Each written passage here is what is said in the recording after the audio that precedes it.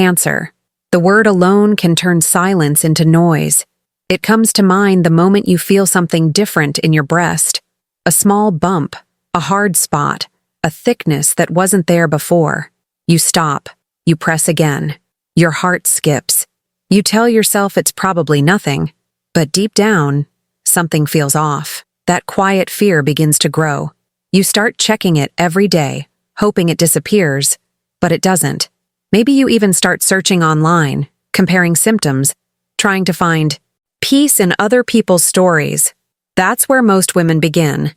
In doubt, in fear, in the middle of questions that never seem to end. What doctors see every day is that this fear often makes women wait. They wait because they hope it's hormonal, or because it doesn't hurt, or because they think they're too young for cancer. But breast cancer doesn't wait. And what saves lives is not fear. It's attention. Understanding what's normal for your body and what's not gives you the power to act early, calmly, and with confidence. Not every lump is cancer. In fact, most are not. But some are. And the earlier you notice the difference, the better your chance to treat it when it's still small and curable. Many women have breasts full of small nodules. That's completely normal. These are called fibrocystic changes, harmless cysts and small lumps that can appear and disappear with hormones. They can make your breasts feel uneven, dense, or even a little sore before your period. They might get softer afterward. That's your body's rhythm. But a lump that doesn't follow that rhythm, one that feels different, firmer, or fixed in place, deserves attention. This is the key difference. Normal cysts usually move slightly under the skin and may feel smooth or rubbery. A cancerous lump often feels firm, irregular in shape, and doesn't move easily when you press it. And it usually doesn't hurt. One of the biggest misconceptions is thinking that if it doesn't hurt, it can't be cancer. That's not true. Pain is not a reliable indicator. Most cancerous lumps are painless in the beginning, and that's exactly why they go unnoticed for too long. The body doesn't always shout when something is wrong. It whispers. That's why paying attention matters more than waiting for pain. Another silent sign is change in the skin of your breast. Sometimes the surface looks different. A small dimple, a patch that feels thicker, or an area that looks like orange peel. You might see redness that doesn't go away, or feel warmth that's new and doesn't match the other side. These can all be signs that something is happening deeper in the tissue. A normal skin irritation or allergy will usually fade in a few days. Cancer-related changes tend to stay. The nipple can also show warning signs. If it suddenly pulls inward, flattens, changes shape, or starts to leak a clear or bloody fluid when you're not breastfeeding, don't ignore it. Sometimes women notice a faint stain on their bra or pajamas but think it's sweat. Any discharge that's new or unusual should be checked. This is one of those small details that can make a big difference.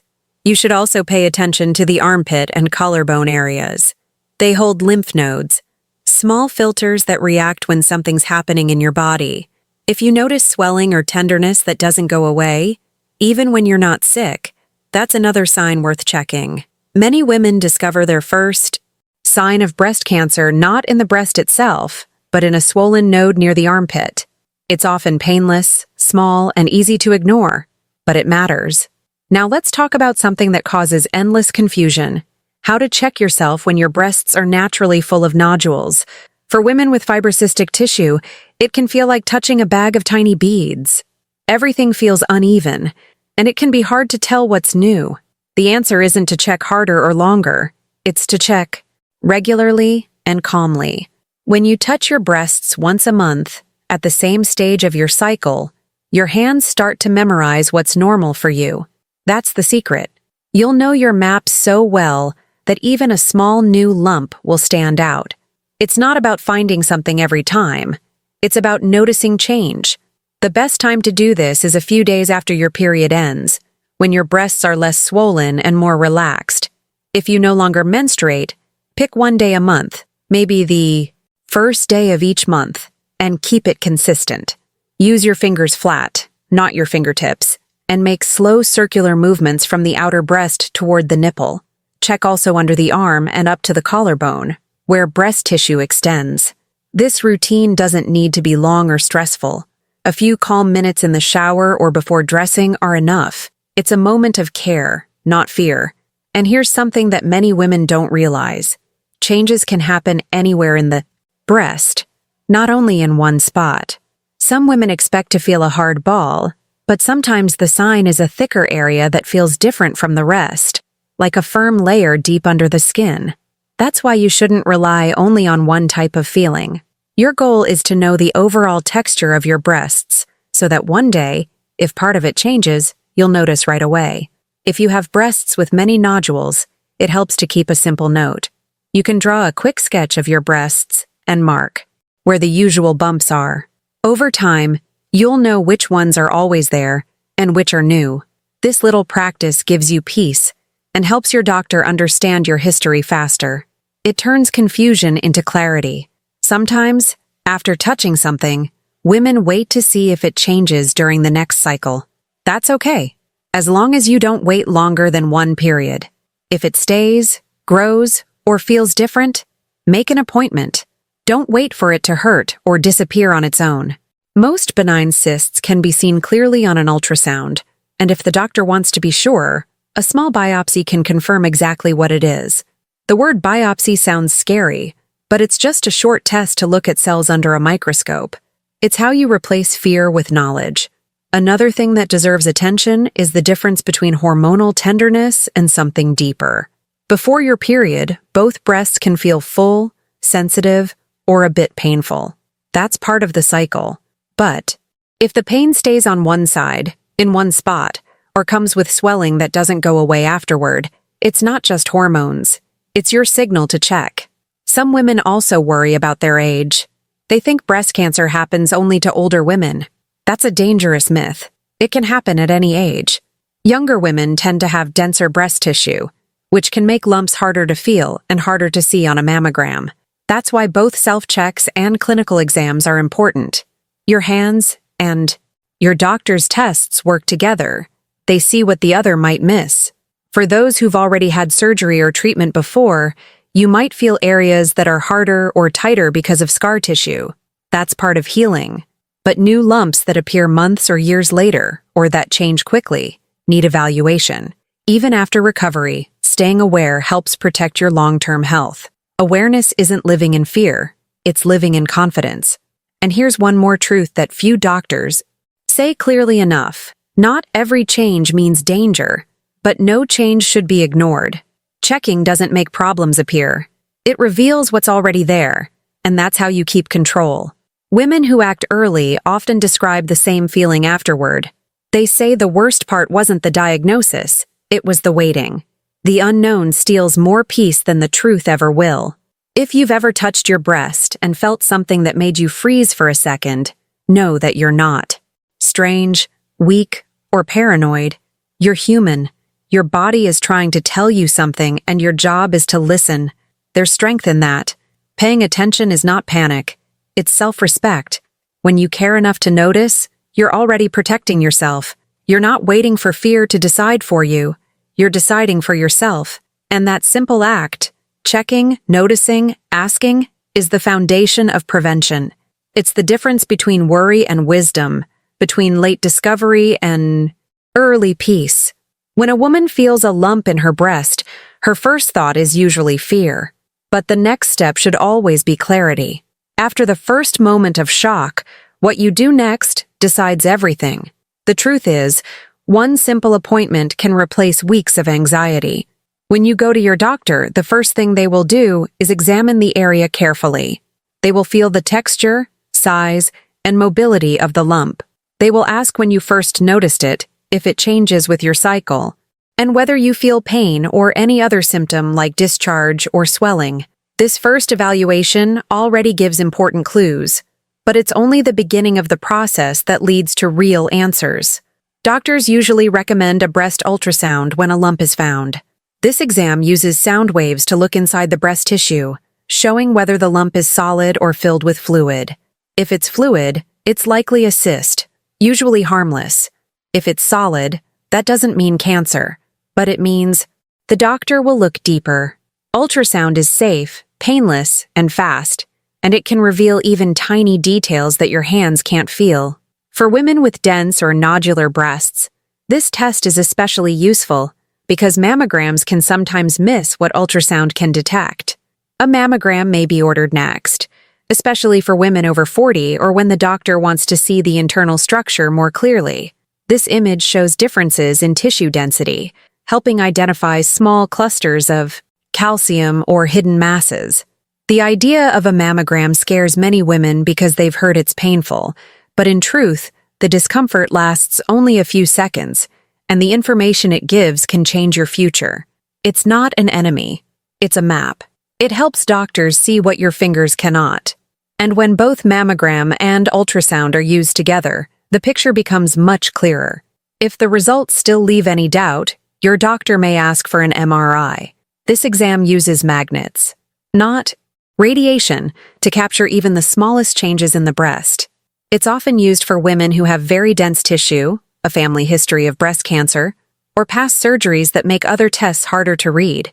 It's completely painless and offers a high level of detail, showing patterns that might otherwise stay invisible. Now let's talk about something that causes unnecessary fear: the biopsy. The word itself makes people tense, but it's not a dangerous or painful procedure. A biopsy simply means taking a tiny sample from the lump to examine the cells under a microscope. It can be done with a needle in a few minutes, usually with local anesthesia. Most women go home right after and continue their normal day. The goal is to see whether the cells are benign, precancerous, or cancerous. It's the only way to be absolutely sure what that lump really is. And here's what surprises many people. Most biopsies show benign results. They bring relief, not bad news.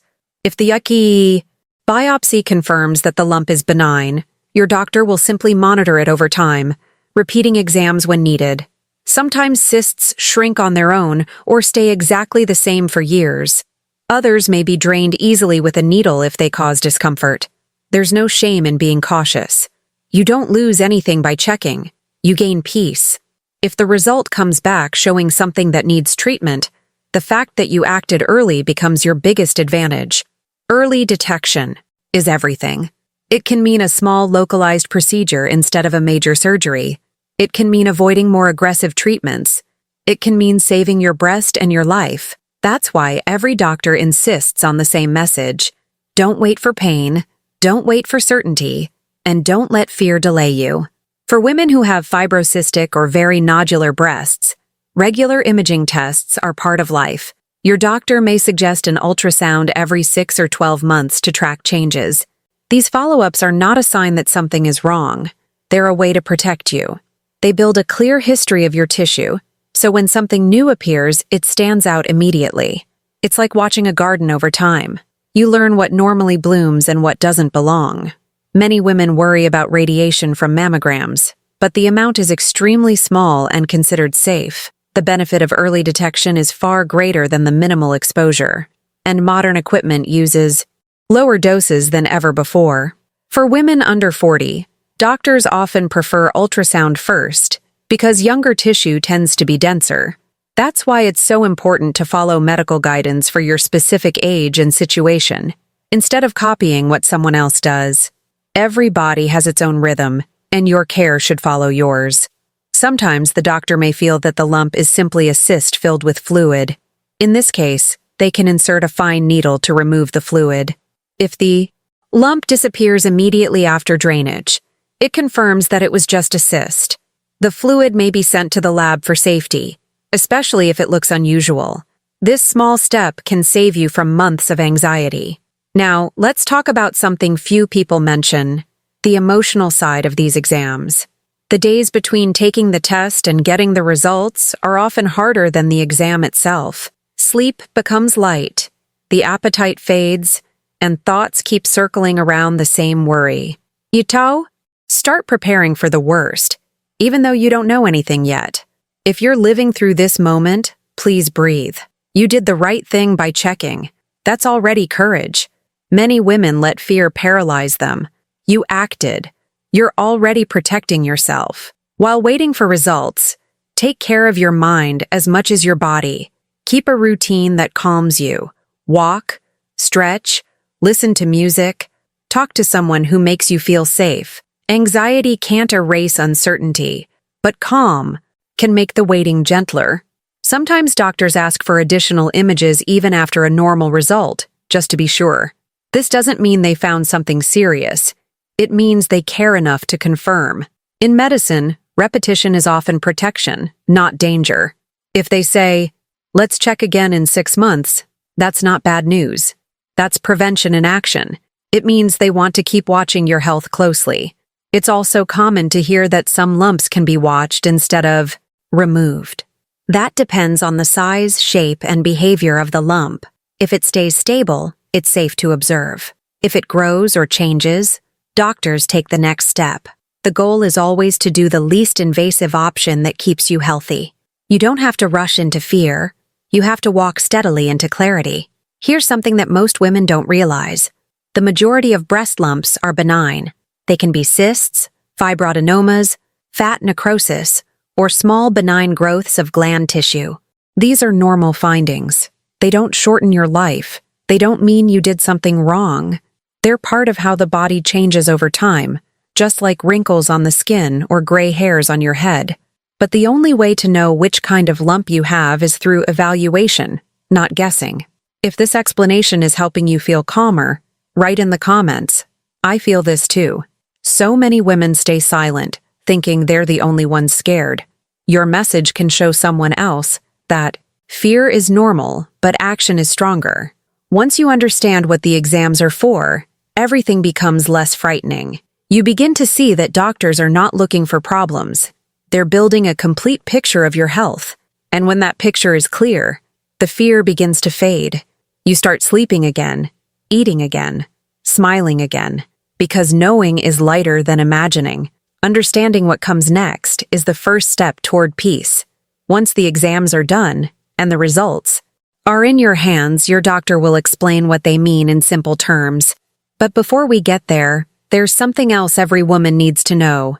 The daily habits that can protect your breasts, and the small mistakes that can quietly harm them without you realizing. That's where our conversation continues. After you've done the exams and your doctor has given you some clarity, a new question begins to grow quietly inside most women. What now? Whether the lump is benign or something that needs treatment, life after that discovery feels different.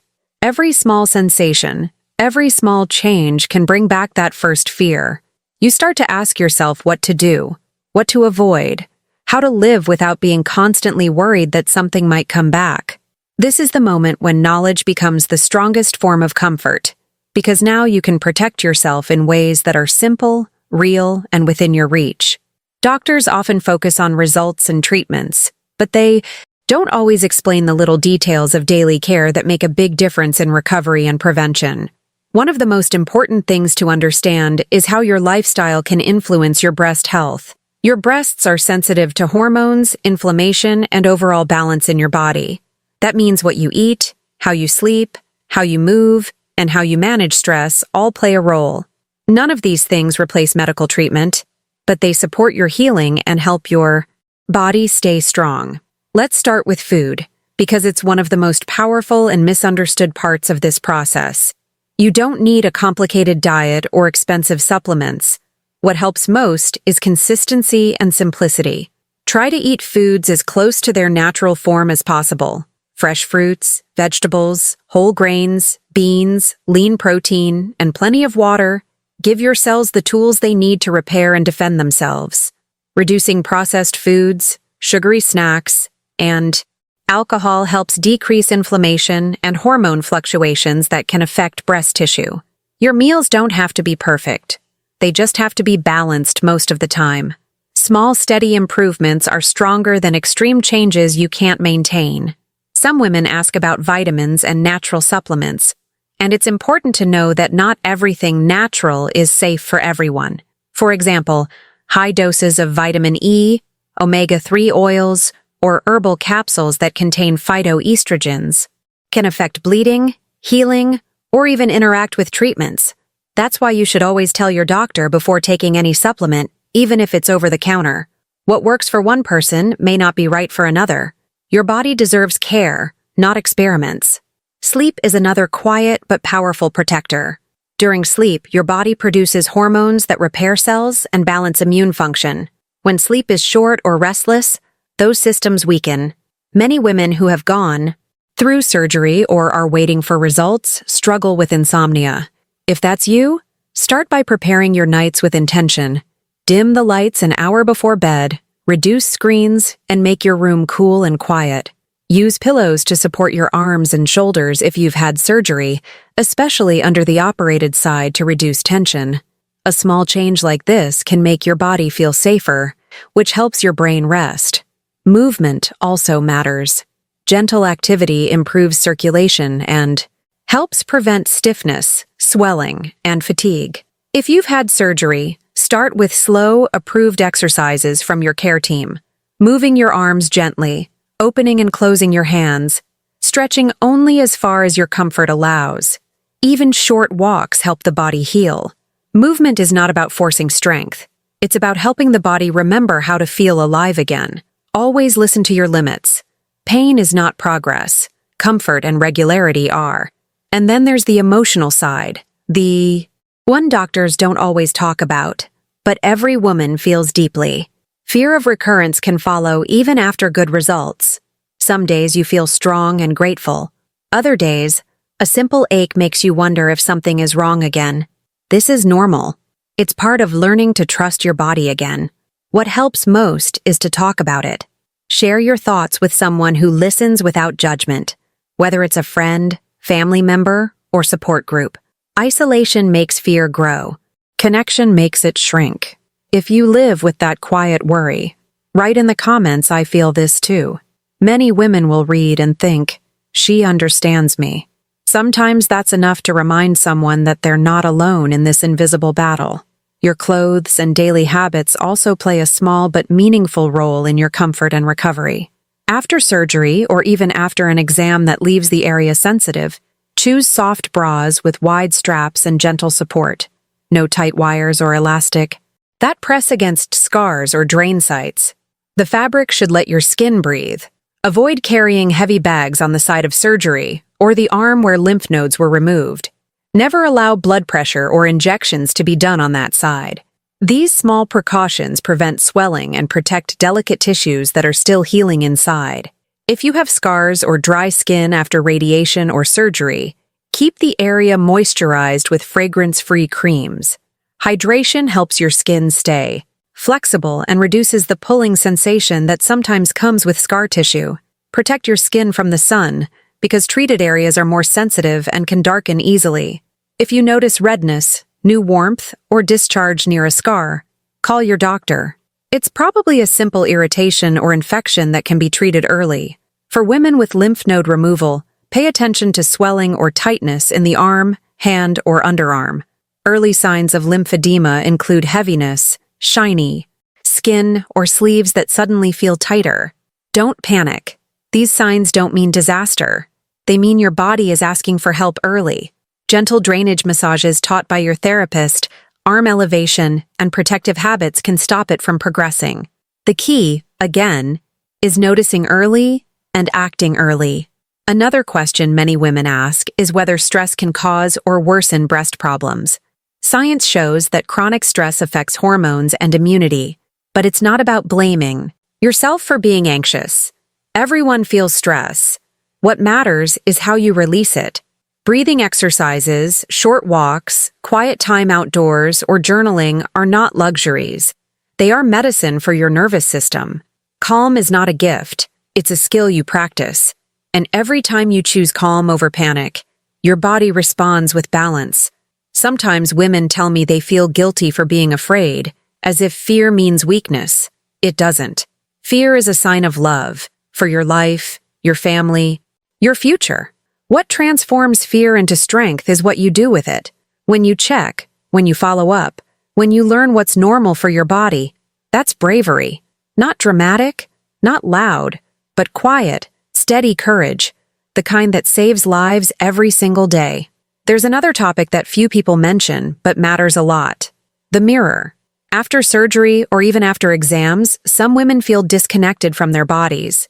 The breast may look or feel different. and that change can affect how you see yourself. Healing includes accepting that your body has changed, but it's still yours, still beautiful, still deserving of care. Try to look at yourself with kindness, not comparison. Healing doesn't erase scars, it gives them meaning.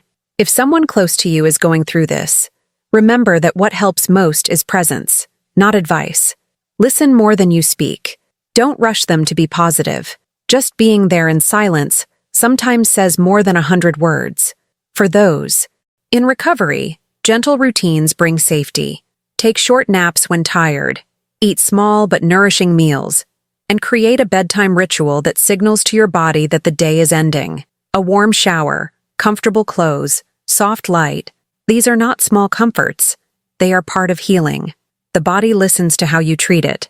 If this conversation feels like it's giving you peace, consider leaving a like or sharing it so that more women can find guidance without fear. Every view can reach someone who's too scared to ask for help, and maybe tonight, it could be exactly what she needs to breathe again. Life after discovering a lump isn't about living in fear, it's about living aware. It's learning to listen without panic and to care without rushing. It's about creating a normal life again, one that includes care, prevention, and self-respect. This awareness doesn't make you fragile, it makes you free. And once this awareness becomes part of your life, the next step is understanding the signals your body gives along the way, the ones that warn you early when something is changing again, and the ones that remind you when you're doing the right things. Those are the lessons that keep your story moving forward with calm and confidence.